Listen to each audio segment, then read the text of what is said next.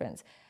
Another thing about the red pill advice is they say that as a woman ages, her body count is so high now, and therefore we don't want a girl that's slept around with so many people. We want a young, fresh girl. Let me break it to you boys. The average 23-year-old girl has slept with more men than the average 53-year-old woman. Let that sink in. We're living in a time, and I know this because I used to be a teacher for many years, and I couldn't believe the sexual promiscuity amongst 14, 13, 12-year-old girls, because here's what they had. They had access to Snapchat.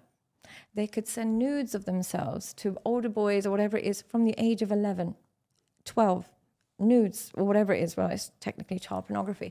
They would start so young, and they're living in an era where there's no negativity attached to sleeping around. It's seen as liberating. So by the time a girl is 23 years old, I promise you she's slept with more men than a 53-year-old woman, because a 53-year-old woman grew up in a time where she was shamed for sleeping around. There was no sexual liberation. There was a sanctity attached to sexuality. A 22-year-old grew up in a time where Snapchat, twerking, wearing promiscuous clothes, going out, being on social media was all normalized. So if you think that, I'm going to be with a 21-year-old, she's going to have low body count. Guys, what world do you live in? What world do you live in? She is now, the average 22, 23-year-old, especially if she has Instagram, has access to more men and the availability of more men than any 50-year-old woman has ever had. She has more validation, more likes, more comments from a man than a 50-year-old has ever had in her entire life.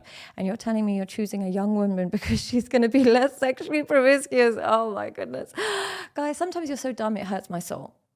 Like, it actually hurts me, because these girls are growing up on pornography. They're having threesomes by the time they're 19. And you're telling me she's going to be less promiscuous. You're so naive.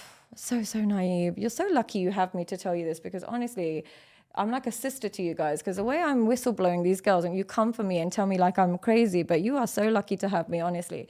So generally speaking, the whole age gap thing, I am never going to deny that men are attracted to fertility and youth. Absolutely, they're attracted to it. But if you want to build a connection, which the red pill advice never teaches men how to build connection and how to build emotional intimacy, but if you want to build a real connection with a woman, don't use women as status symbols. Don't use them as a shortcut to looking like a hot guy or looking like a successful guy.